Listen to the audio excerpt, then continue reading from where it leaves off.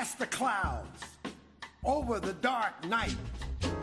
She reached up to the sky of stars and caught the red-hot light of the North Star.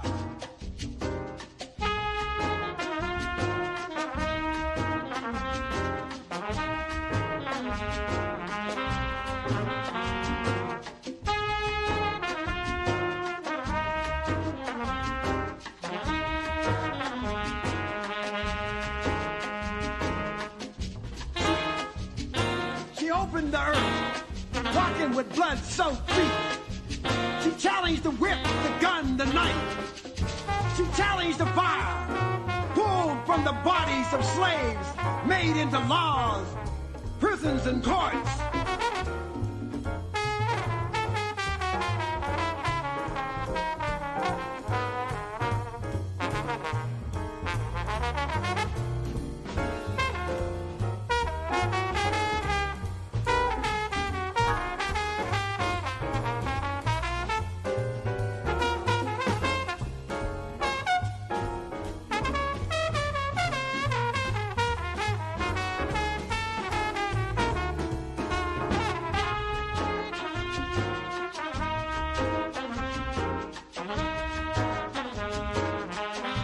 Screaming white-hot flames and agony, she challenged millions of headhunters, dragging and ripping apart impossible tender moments of time, shipping vessels of history, ancient history, destroying the...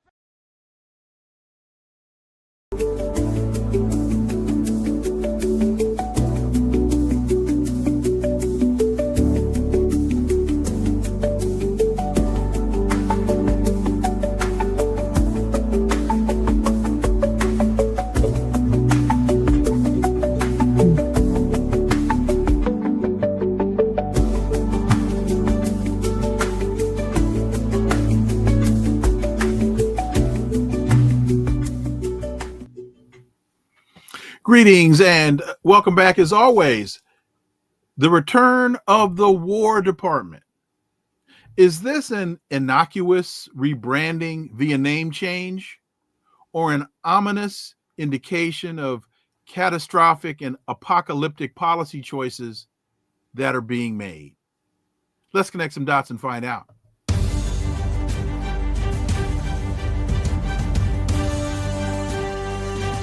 Connecting the Dots with Dr. Wilmer Leon, where the analysis of politics, culture, and history converge. Welcome to the Connecting the Dots podcast with Dr. Wilmer Leon, and I am Wilmer Leon. With each show, my guests and I provide insight and analysis into current events and the broader historical context in which most of these events take place. Let's quickly look at a couple of today's headlines. 2 killed in Dallas ICE facility shooting, no law enforcement injured. 2 detainees were killed and 1 was critically injured in a shooting at a Dallas Immigration Customs and Enforcement facility earlier today, according to the Department of Homeland Security. The FBI is investigating the incident as an act of targeted violence. Though threats and assaults against federal immigration officers and their local law enforcement partners have spiked since President Trump took office, according to the Department of Homeland Security. Russia hits back at President Trump after his abrupt swing toward Ukraine. His statement that Ukraine could retake all of its territory lost to Russia with NATO's help was a dramatic change in U.S. rhetoric on the war. A Kremlin spokesman has rejected Trump's characterization of Russia as a paper tiger, noting that the country is traditionally seen as a bear, not a tiger, and there are no paper bears. Marco Rubio slams the UN before Trump delivers his speech. Trump addressed the General Assembly earlier yesterday. His Secretary of State, Rubio, gave a preview of the speech to Fox News earlier in the day. Rubio belittled the UN as describing it as a place where once a year a bunch of people come to give speeches and write out a bunch of letters and statements, but not a lot of good, important action is happening. Well, maybe Rubio needs to first look at the man or maybe the country in the mirror. As I recall, last week it was reported the United States vetoed for the sixth time a UN Security Council resolution that would have strengthened the position to bring an end to the genocide in Gaza. So maybe Rubio needs to check home first. On today's episode, the issue before us is the return of the War Department. Is this an innocuous rebranding via name change or an ominous indication of catastrophic apocalyptic policy choices that the United States seems to be making? My guest is a retired professor of economics at St. Mary's College in California, a freelance economics journalist and author of The Scourge of Neoliberalism, U.S. Policy from Reagan to Trump, and I believe there is a new book on the horizon, Dr. Jack Rasmus. As always, Jack, welcome back. My pleasure. What's the title of the pending book? Twilight of American Imperialism. Very apropos, I would have to say. Before we get to the changing of the name of the Department of Defense back to the War Department, yesterday, Trump, during his, I almost don't know what to call it, UN speech, allegedly champions sovereignty and rejects globalism.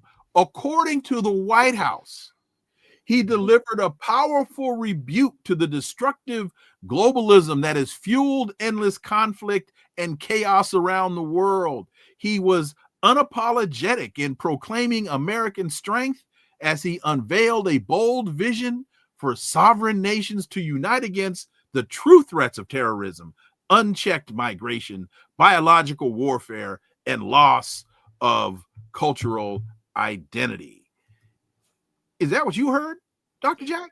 Well, I heard a lot of things, but basically, they throw out this word globalism, but globalism is really just a cover for what is really imperialism and the American empire.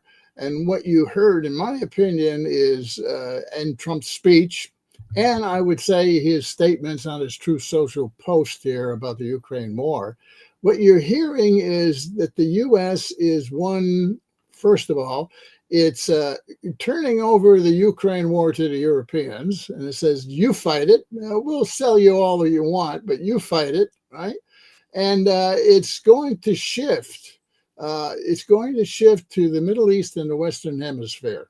That's what the U.S. sees, the Western Hemisphere, as its space, its place, its empire, core interest, and it's being challenged in Central and South America by China. So it's reorienting there. It's going to reorient to the Arctic to challenge Russia, which is way ahead in terms of Arctic strategy. And of course, the U.S. is totally controlled by the Zionists, its policies.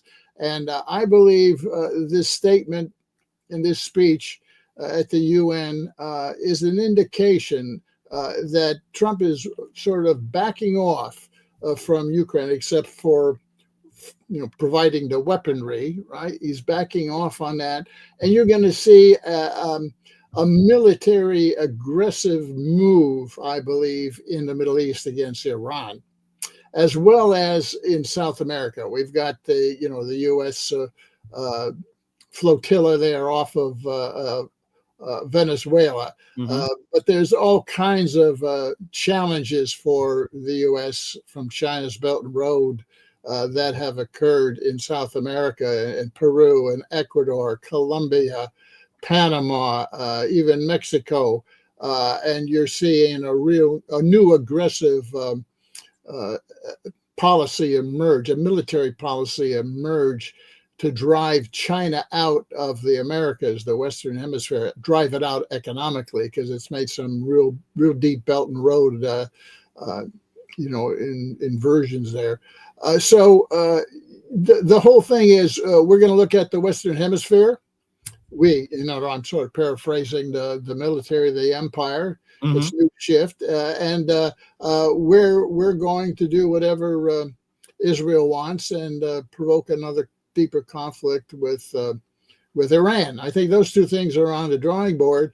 And you got to remember, Trump had a lot of bombast about how he was going to solve this Ukraine thing in a week or two, and of course it hasn't. And the longer he goes on, unable to influence what's going on in the Ukraine war, the weaker he looks. And he doesn't like that. He likes impressions.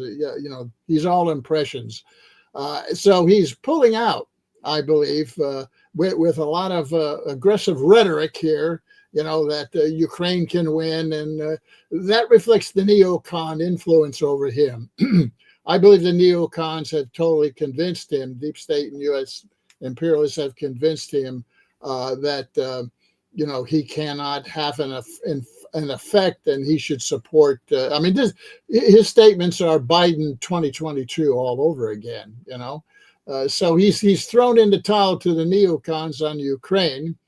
And the U.S. is going to focus more aggressively on the Western Hemisphere, and because of the deep influence and control of the Zionists over the U.S. government, he's going to focus on the Middle East.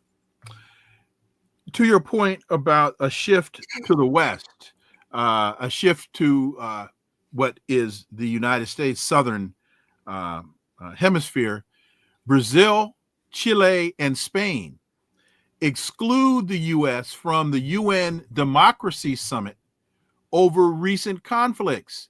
The U.S. has not been invited to an upcoming high-level meeting of the State of Global Democracy that is hosted by Brazil, China, Chile, and Spain. The meeting, which was scheduled to take as a sideline meeting at the UN General Assembly, to many observers, marks a significant diplomatic shift away from the United States. In 2024, I believe Biden was invited, but this year, no Trump.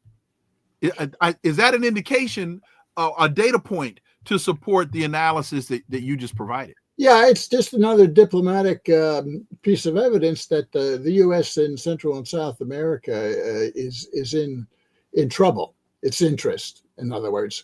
You got to realize that China's Belt and Road has really penetrated a number of countries.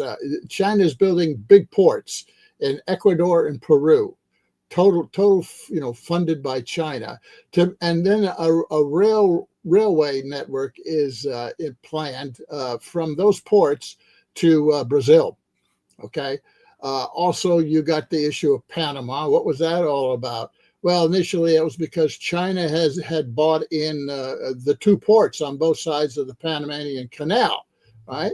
And the U.S. threatened Panama with an invasion, I believe, and Panama then cut those ties with the Belt and Road, and BlackRock, the big U.S. finance capitalist company, moved in and bought up big parts of those ports. Mm-hmm. So they drove them out of Panama, but they still have these big ports, Belt and Road in Ecuador and Peru, that they got to deal with. And then you got Venezuela that signed very significant trade agreements for oil and so forth with China, and Russia ties that's buying Russian military goods. Even Mexico, Mexico had a deal with China to build electric vehicles, a big electric vehicle auto plant. In Mexico, the U.S. put pressure on Mexico to sever that agreement too.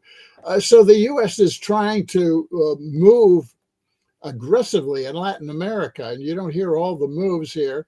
And sending this flotilla here of off of Venezuela is partly an intimidation threat for all of South America, but it's also, I think, a tentative move to seize the oil refineries that are on an island off of Caracas, right? I think that's what they're eventually planning to do. Mm-hmm. They'll seize that and try to establish a Cuban-like blockade on Venezuela and squeeze it. if it doesn't do what it wants. So you've got these new initiatives in the Western Hemisphere, which represent a shift of the empire to try to clean up its losses in the Western Hemisphere. And then on top of that, you have this relationship with Israel and Zionism and the control of Zionist control of the U.S. government and bureaucracy, which is very, very deep and can't be broken short of some cataclysmic event politically in the U.S., I think. And that's where it's going to focus. It's not even going to focus, I believe, on China. I think Trump is probably going to try to look for a way for a modus vivendi with China here. But it's going to be the Western Hemisphere, it's going to be in the Middle East. And that's why we see this retreat with all this aggressive language, which the neocons in the U.S. love, the deep state loves, because it's controlled by the Zionists as well.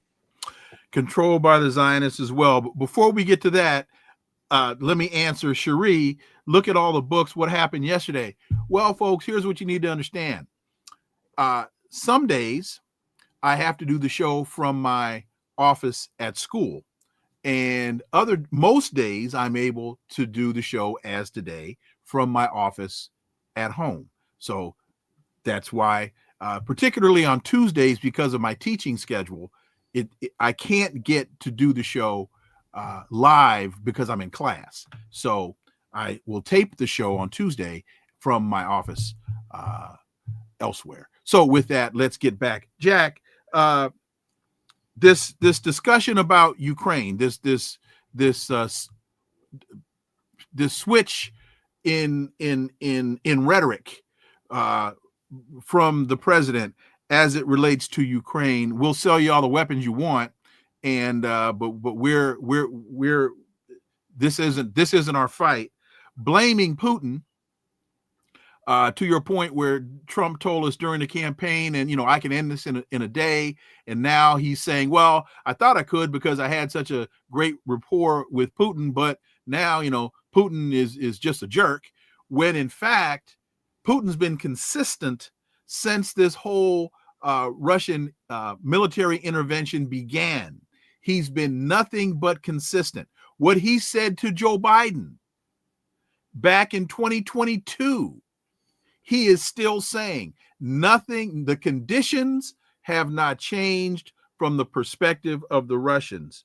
So do you see this now, particularly as we're hearing about Russian incursion into Polish airspace, into Estonian airspace? Is this a way to try to bring NATO to the forefront as the United States takes a rhetorical step back? Well, you got to realize that Ukraine and some of the NATO states, particularly the Baltics, are trying to stir up that image of Russia.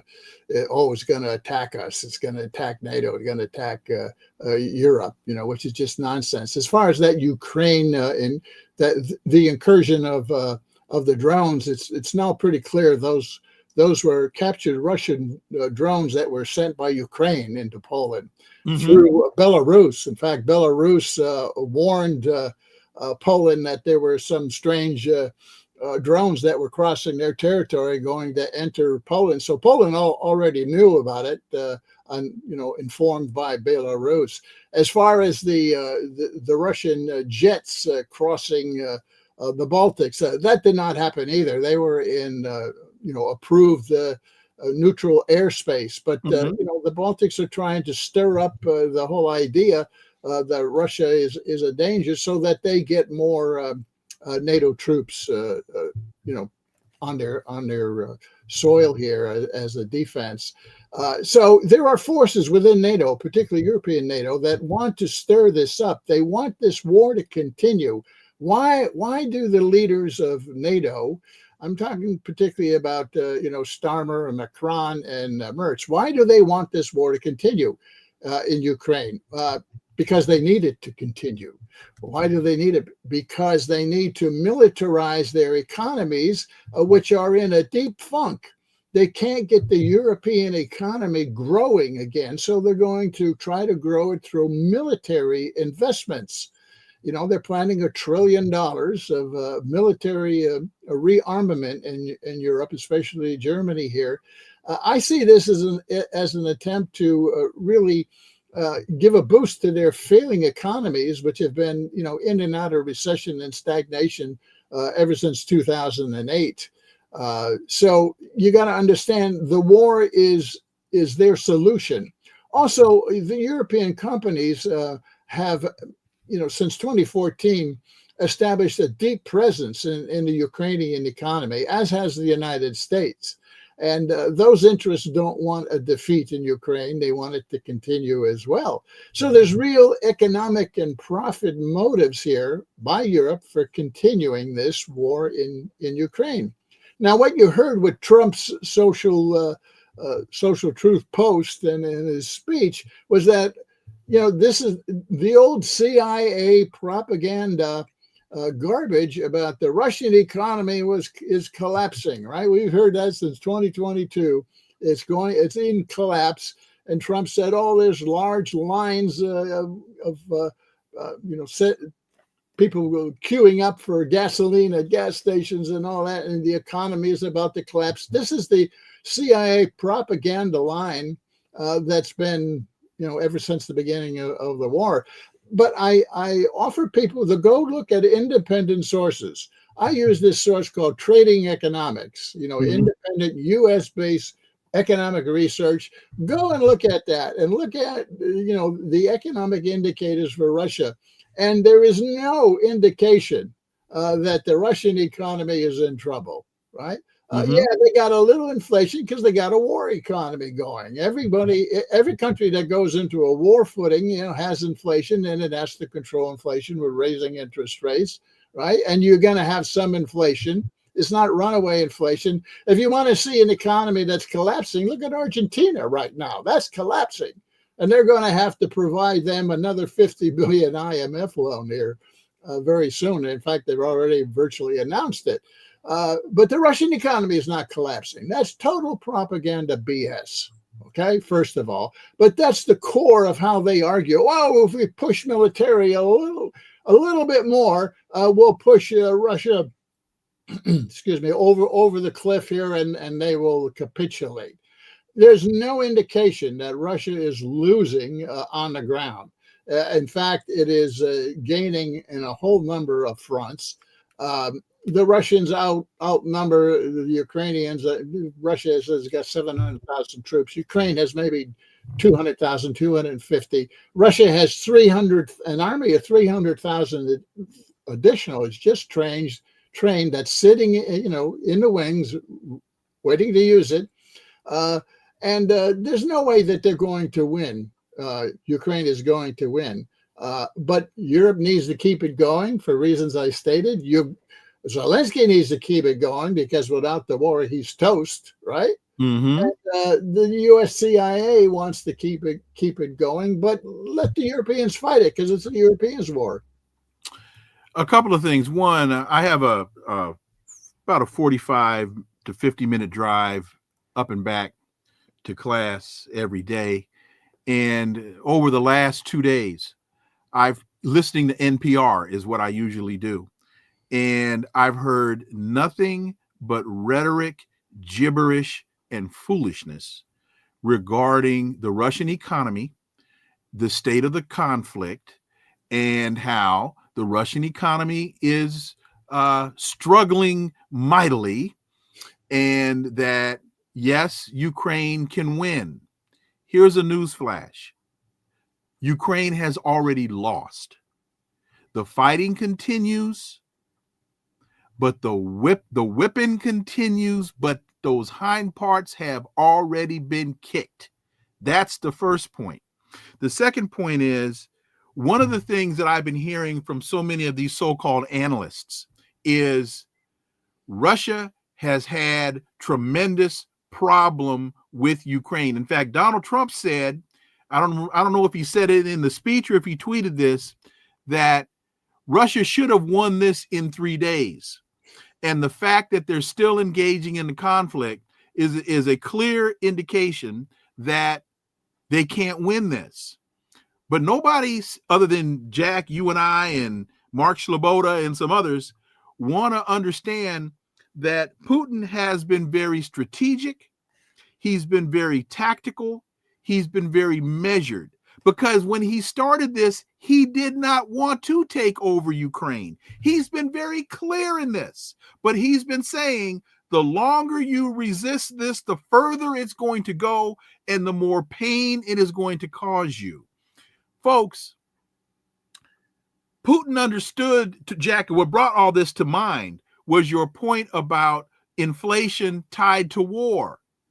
Putin understood very clearly. He didn't want to have tremendous inflation in his economy if he went into full-fledged conflict. The guy has a PhD in economics, along with a law degree. He understands these details much better than Donald Trump, much better than Marco Rubio, and much better than hardly anybody else that'll sit down and talk with him. And Travis, thank you very much for that $20 super sticker. Greatly, greatly appreciated. I know I went on long there, Jack, but I had to make that point, Jack Rasmus. Yeah, well, the whole question about the Russian economy is predicated on the Biden argument, which is a CIA argument back in 2022, that, a war will wreck the Russian economy. It will end up in runaway inflation, and we'll be able to cut off all its oil sales to the world, which hasn't happened at all. Turn the ruble into rubble. Turn the ruble into rubble and drive interest rates through the ceiling, etc. But there's 3 years later, there's no evidence whatsoever of that. So, continuing the war is supposed to now have the same effect on the economy. It's not going to happen. But you got to remember, apropos your point about the NPR, the U.S. media, the mainstream media, is totally intimidated by Trump and the deep state and the Zionists, and it's saying whatever the party line is. You cannot know what's going on in that war or globally by listening to the mainstream media in America. It's total propaganda BS now. I've seen this shift over the years coming, but now it's totally complete. You will only get the official CIA party line from the mainstream, and that includes NPR. They're all intimidated. I mean, right. Jimmy Kimmel, ABC and Colbert and all that is, the politicians, the deep state saying, you better play ball with us or else. And of course, the big corporate-owned America goes totally along with it. You have to look at international sources of information offshore and be very eclectic about it. In other words, don't go to one source or whatever. Go to a number of different sources and read between the lines and get the information that you're not getting from the mainstream media. So forget it. A couple of weeks, more than a couple of weeks ago, I think it was back in August, Trump met with Putin up there in Alaska, right? Yeah. I wrote a piece and said, this is all PR. Correct. This is all this is. This is a PR event for Trump to make it look like he's having an influence and he's doing something.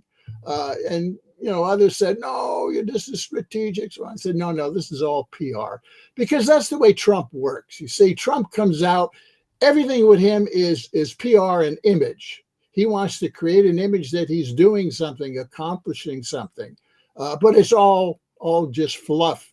And when he can't continue creating that image, he pulls back. That's why you see continual flip-flop going on with Trump on so many issues. His whole history is flip-flopping. He'll come out with some, dramatic bombast. He's going to do this. He's going to do that. He'll get the PR event about it, right? And then he'll back off. He'll retreat. He's retreated on everything. Well, why is that? Why does he say that? And why does he back off? Is it just that, as some say, whoever gets to him last influences him? Well, there may be some truth to that, but I think it's deeper than that. Okay. Because what are those getting to him, saying to him is the question, you know? Right. And I think the deep state has something on him. And whenever he gets too far afield, they slap him down and pull him back. I think that's the reality of Donald Trump and all these flip-flops.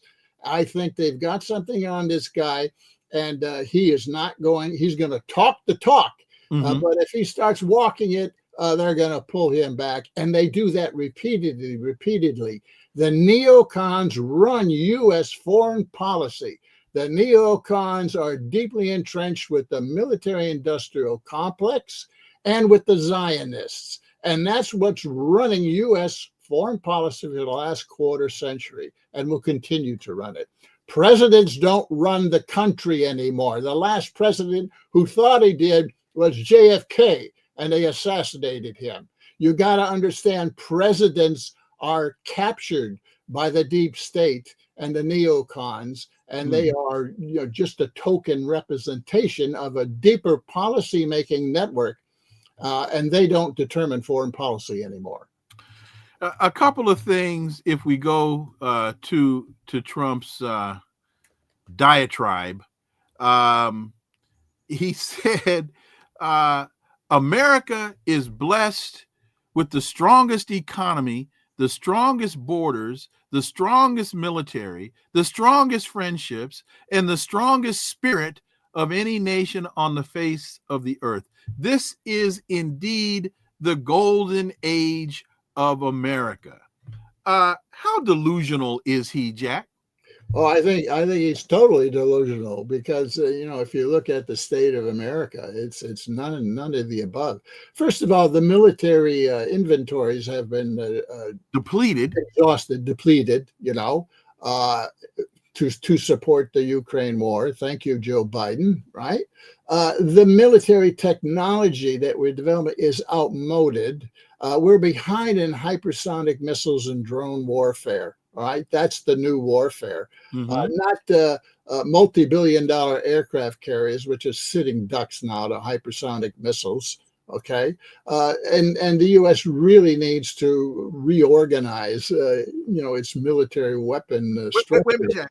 Wait, to that point, when Biden sent, I don't remember which one, the carrier into the Mediterranean, Putin called Biden and said, Joe, why'd you do that? You're not scaring anybody. The Palestinians don't scare. And oh, by the way, we can sink your carrier from here with these Kinjal hypersonic missiles. Just as a data point to what you're laying out, folks don't realize how far behind the curve we are, Dr. Jack. Yeah, and also, don't forget what happened in the Red Sea with the Houthis. We sent a task force, aircraft carriers, and everything to wipe out the Houthis, and then what happened? Right? We don't know the full story of what happened, but I think some of the U.S. ships got hit, and the U.S. pulled out. It pulled out. Its carrier task force moved out of the Red Sea. Why did it do that, right? There's something there that we'll only hear about later, right? Because it's blacked out by the mainstream media. As far as the U.S. economy, to address your previous point is concerned, it's in trouble, right? You got a lot of hype going on, which is mostly because of the instability going on with the tariffs and what's called net exports boosting GDP. But if you look at the real economy, consumer spending and business investment, it's very, very weak, particularly consumer spending. 50% of all the consumer spending is being done now. This is government statistics, being done by the wealthiest 10% households, half of all the spending, right? The rest of us are at the median and below are spending on credit cards. Credit cards make up almost most of that consumer spending at the median and below. So people are tapped out. Wages are growing half of what they were a year ago. wage increases. We have the lowest increase in real wages for the median and below, which is the mass of consumers here. The lowest increase since 2016. It's growing less than 1%. Wage income is less than 1%. We've got defaults rising on credit cards and on auto loans. We got auto lending companies going bankrupt right now. You look below the and then we had all this job data. They said, wow, well, 1,911,000 of the jobs we said we created in the past year, we didn't really create. On my blog and radio show, I keep reporting about the facts about these job numbers, which are totally bogus, and also the inflation numbers, which are totally lowballed. And if you look as an economist below the surface, the real essence of the economy is in trouble. Yeah, there's business investment going on, but you know what it is? It's mostly the tech companies investing in data centers, not across the board investment going on by business in this country. And then government spending is being massively cut. They're cutting $1 trillion out of medical subsidies and support. Right? That's going to hit the median and below people. Medicaid, ACA, and all that is going to hit their walnuts, their wallets pretty soon. So you got to look at what's really happening below the center. Most people don't, and the economy is in very bad shape here. I'm predicting a recession in 2026 because of it. So it's all hype about the economy doing so great too. Now the stock market's doing great, as it has been for 2 decades now. The stock market since 2010 has been booming, 20-25% gains every year, right through the COVID recession, right through the wars and everything. So people who have stocks and financial assets continue to do very, very well. That's why those are the guys who are spending, consumer spending, but the rest of them aren't. We have a divergent economy going. The top 10% and the wealthy households are doing better and better, but the rest are doing worse and worse. That can't go on forever. Folks, this is what you call substantive analysis from an economist, a man that has a PhD in economics, not some bloviating, failed businessman who bankrupted a casino. Bankrupted a casino, a business that prints money. The adage, the house always wins. How are you a successful businessman when you bankrupt a business that the adage is the house always wins and you went bankrupt? Dr. Jack Rasmus is an economist, PhD in economics. Let's listen to him more so than we listen to the failed businessman that unfortunately for a second time has become president. Jack, the topic of the day is the changing of the name from the Department of Defense back to the Department of War. And during his diatribe, the president said, in a period of just 7 months, I've ended 7 unendable wars. No president or prime minister, and for that matter, no other country has ever done anything close to that. It's too bad that I had to do these things instead of the United Nations doing them. And sadly, in all cases, the UN didn't even try to help. 7 wars he's ended, but the evidence, the data, the facts tell us that's just flat out wrong. Dr. Jack. Yeah, well, has anybody ever read anywhere what those 7 wars he ended were? I mean, you see no reports. We keep saying 7. Well, where are they? Which ones? Well, we get a little bit about this conflict between Azerbaijan and Mm-hmm. Armenia. Okay, well, what is that?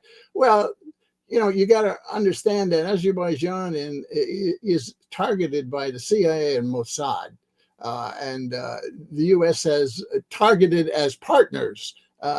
Israel is pumping a lot of money into Azerbaijan and the U.S. into Armenia. They are trying to break away those two Caucasus states from Russia, Mm-hmm. and they also happen to be on the border of Iran. So they're maneuvering there, those two states, to put pressure on northern Iran Mm-hmm. in various ways. And the U.S. Intervened there and cut a deal to create a U.S.-controlled corridor between those two countries. And that's the corridor where the CIA and the Mossad, and of course their big buddy, the MI6. You see, those three agencies kind of run all the regime changes in the world. Mm-hmm. They're all buddy. And that's where they're going to try to destabilize northern Iran. Well, that's the only one I heard about. Where's these other seven? Did they end up? Was one of them the Houthis in the Red Sea? Yeah, okay. There was a kind of a truce. The U.S. pulled the Navy out, and the Houthis have said, "Okay, we won't hit U.S. ships, but they're hitting Israeli ships nonetheless." That goes on there. I don't know where these seven are. Well, a couple of the others are, according to him, the conflict between the Congo and Rwanda. But they're still fighting. Yeah.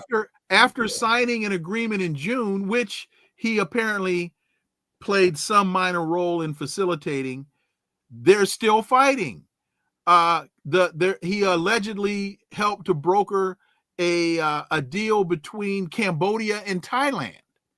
But they're accusing each other of violating the ceasefires. There's a standoff between Egypt and Ethiopia over the Ethiopian dam on the Nile. And then Kosovo and Serbia. So there were, in some instances, I believe, temporary cessations in conflict, but those things didn't last very long. He didn't end anything. No, look, the world knows how to play this guy. The world knows that you tell him what he wants to hear so that he can make a big announcement and look like, he made a big difference. Right? You tell him what he wants to hear and you do what you want to do anyway. Right. And that's okay with him as long as he can make the big announcement, the big PR, and look like, he's had some influence. Europe has got his number in that regard, too. Europe tells him whatever he wants to hear. Okay, we'll agree to a 15% tariff, but they haven't implemented anything, right? Okay, we'll send you $600 billion of investment. I mean, hell, Europe can't even generate $600 billion for itself. Is going to send $600 billion of investment to the U.S. economy. They tell him what he wants to hear. He likes what they say. He goes and pumps it up with the media. Oh, look at me, big PR event, and nothing really changes. You see, nothing changes. They got his number. They know how to play him, and everybody in the world is playing it. Let's switch gears. There is an issue that you wanted to discuss as we're looking at this ongoing genocide in Gaza, the clean break doctrine. And Richard Pearl, back in '96, produced a policy document entitled "A Clean Break: A New Strategy for Securing the Realm" for Benjamin Netanyahu. Why now, Jack, do you think people having a better understanding of this 1996 clean break doctrine is relevant to the dialogue? And Kevin Baptiste, thank you very much for that $10 super sticker, and we'll get to your question in just a second. But go ahead, Jack. Yeah, well, you got to understand, and I covered it in my forthcoming book, Twilight of American Empire, that it was really in the second term of Clinton that we get the neocons deepening their influence and control over the U.S. economy and the U.S. foreign policy. This is when it originated. This is when Clinton okayed the whole doctrine of moving NATO east. This is when you have this clean break that the U.S. neocons want to clean up the Middle East on behalf of Israel. Right? This is when it all begins. Mm-hmm. When Cheney and Bush get in, Wolfowitz, Richard Pearl, all those neocons, and we have 9/11, then it becomes implemented big time. NATO really moves east. The policy to clean up the Middle East, the axis of evil, really begins implementing. The forever wars the U.S. has been in for the last quarter century really began at that time. And they've continued ever since. This is all part of the same policies, you see. Mm-hmm. Mm-hmm. And you got to understand that clean break was really about the escalation of U.S. military aggression. We're going to clean break. We're going to not try to maneuver with all the Arab states. We're going to clean up the Middle East on behalf of Israel, just as we're going to move NATO east, right? Now, there's something else called clean break that has not gotten much attention, and that is reports of a new policy statement or position paper in the Department of Defense called Clean Break 2. I don't know if it's connected to the original idea of a clean break, okay, meaning we're breaking in the direction of neocon wars. But this new white paper that hasn't got much attention really recommends that the U.S. empire reconsolidate. I would say retreat, but consolidate back to its core interest. Core interest being the Western Hemisphere and Israel. That is what's being proposed. And we talked about that a little in the beginning here. Mm-hmm. And I believe that's what's happening. And I go into much more depth in the analysis in my forthcoming book. Mm-hmm. But I think the U.S. empire now, under the pressure of China and the BRICS, is in a partial consolidation. And I wouldn't say retreat, but it's kind of circling the wagons of mm-hmm. its core empire, which is the G7, Australia, Japan, as well as mm-hmm. Europe and Canada. They're consolidating that, and they're going to clean up South America, Latin America, a big focus there coming. And of course, they're going to decisively continue on behalf of Israel to attack Iran. That's coming. That's coming as well. That's not over. That's coming, and fairly soon. And you got to see, as I said earlier, Trump's, quote, retreat from the Ukraine war to just mm-hmm. selling them stuff as part of this mm-hmm. clean break and this refocus that's going on. Europe is not in the strategic long-term interest of the United States anymore. We're spending too much money on mm-hmm. Europe and on NATO. We need to spend it elsewhere. And part of my book shows that the empire is not producing the surplus and the wealth mm-hmm. that it once was mm-hmm. to continue the military all over. The cost of empire is $2 trillion a year. It costs the U.S. $1 trillion for the Pentagon, but that's only part of the cost mm-hmm. of empire. It costs $2 trillion a year. So the U.S. can't afford to keep funneling money into Europe, and it's telling the Europeans, you have to fight your own European war. You may have sucked Joe Biden into it under the cover of NATO, right? Mm-hmm. But that's not really core and strategic to us anymore. Europeans, go fight your own war. We'll sell you all the weapons you want, right? But you fight that Ukraine war now. And we're going to take care of Israel and Iran, and we're going to take care of the Western Hemisphere. And we're probably going to try to get a modus vivendi with China for the next decade or so, because we can't fight all of these things. We got to clean up Western Hemisphere and clean up Iran first. That's the way I see what's going on. And I think there's an awful lot of validity in that analysis, because that if you look at the public protests that are taking place in Europe, the protest in Europe centers around the social safety net that Europeans have been accustomed to living, the standard of living that they've become accustomed to. And because of these neoliberal policies that are being implemented, because they've got it, they don't have the money for the social safety net and the military buildup. They've opted for military buildup, and people in France and people in Germany and people in Greece and people in Italy, they're in the streets saying, what happened to my retirement? What happened to my vacation in August? What happened to all of these lifestyle comforts that Europeans became accustomed to? Well, they became accustomed to it, Wilmer, because the U.S. provided all the military investment for Europe. Now the European leaders, this crew of leaders, particularly this guy Merz, Chancellor of Germany, has announced, Germany's going to spend $1 trillion on rearmament. And the guy's even said, we got to prepare for war with Russia in 2027, 28. Beware of Germany rearming, my folks. Beware, right? But this is what they need to do to jumpstart their economies. And the consequence is going to be, as you said, a real retreat on all the social benefits, which have been very nice for the Europeans. That writing's on the wall. That's going away. You're going to look like America.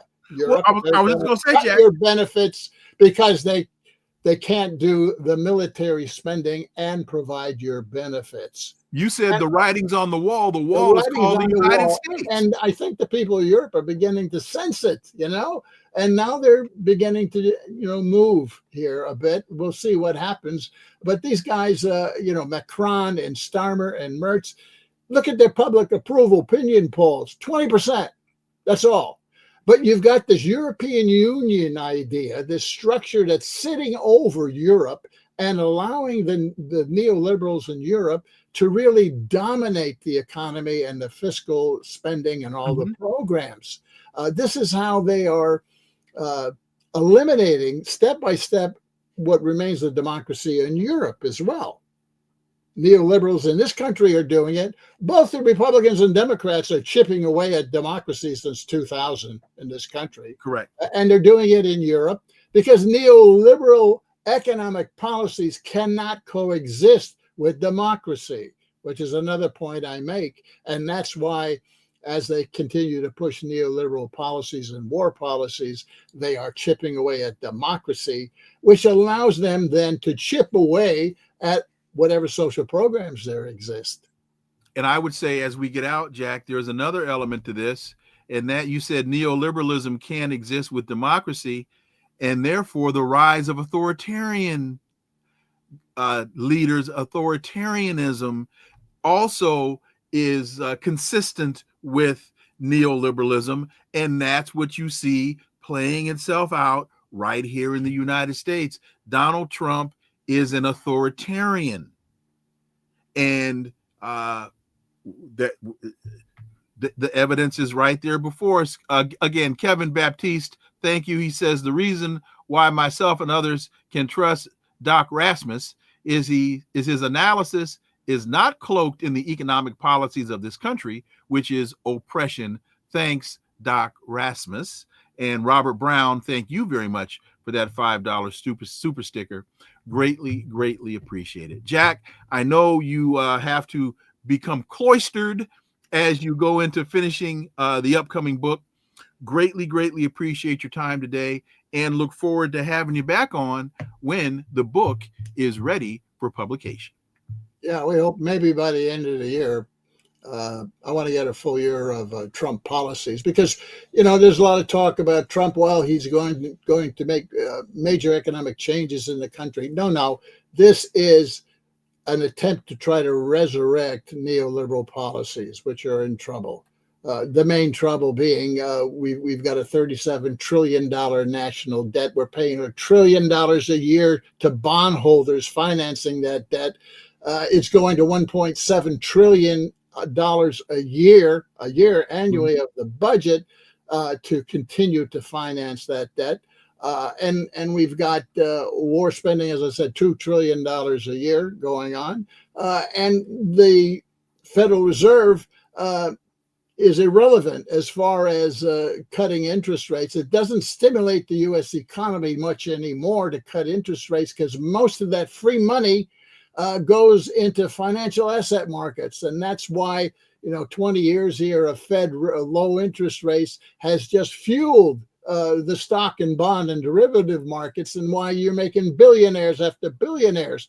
That's because both fiscal and monetary policy in this country are conduits to the rich now. They don't stabilize the economy. They are vehicles for making billionaires. And more is going to the billionaires and the multimillionaires. Those who invest in financial assets, the top 10% of the country, and the rest of us are stuck with wages that are going backwards in real terms.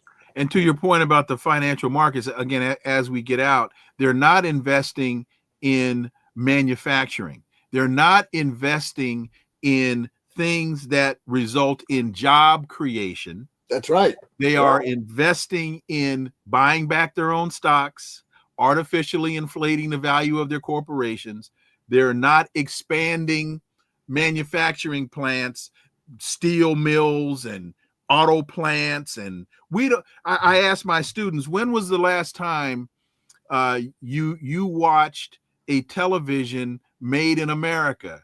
And they scramble with different brands of television. I say, at your age, you've never seen one, because the last time a TV was made in the United States, I think, was Curtis Mathis in about 1987. So here's a good statistic we can go out on. Okay. Here's a good statistic. How much do the Fortune 500 largest companies, just the Fortune 500 corporations, there's a couple million corporations in the U.S., but just the top Fortune 500, how much are they now paying their shareholders in stock buybacks and dividends? Wow. Over $1.5 trillion every year for the last 10 years. Stock buybacks, dividend payouts for their shareholders, making over $1.5 trillion. This has been going on every year since Obama and Trump and Biden, right through the COVID crisis, right? $1.5 trillion every year, and continuing and growing. Don't tell me that the whole system is set up to redirect wealth from the rest of us to this minority. That's what it is. That's what neoliberalism's ultimate objective is about. That's what capitalism in the 21st century is about. And imperialism is all about trying to keep the thing going in response to foreign challenges like the BRICS. And capturing markets. Dr. Jack Rasmus, as always, thank you so much for your time. Thanks for that phenomenal analysis. Go finish that book. Look forward to having you back. My pleasure. See you later. Thanks, Jack. All right, folks. I got to thank Dr. Jack Rasmus for joining us today. That was, Scott Ritter yesterday. Dr. Jack, we just, man.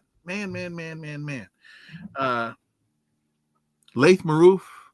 Tomorrow, Esther Iverum. Esther Iverum joins us tomorrow. So, folks, you got to keep listening to the Connecting the Dots podcast with me, Dr. Wilmer Leon. Again, Esther Iverum is going to join us tomorrow. Please follow, subscribe, leave a review. We're so close to 10,000. And that 10,000 number means a lot in what we're able to do, how we're able to expand once we surpass 10,000 subscribers. So please follow, subscribe, leave a review, share the show. Let's see how many of you all between now and Friday can get just 2 new people, can help us by getting 2 of your friends to subscribe to the show. If any of you would be willing to stretch out and do that for us, it will be greatly appreciated. You can find us all on social media. All the links are below in the show description. And remember that this is where the analysis of politics, culture, and history converge. Talk without analysis is just chatter, and we don't chatter here on Connecting the Dots. Why? Because it's rhetoric free. See y'all tomorrow. Esther Iverum is going to join us. Until then, I am Dr. Wilmer Leon. Have a blessed remainder of your day. Peace. I'm out.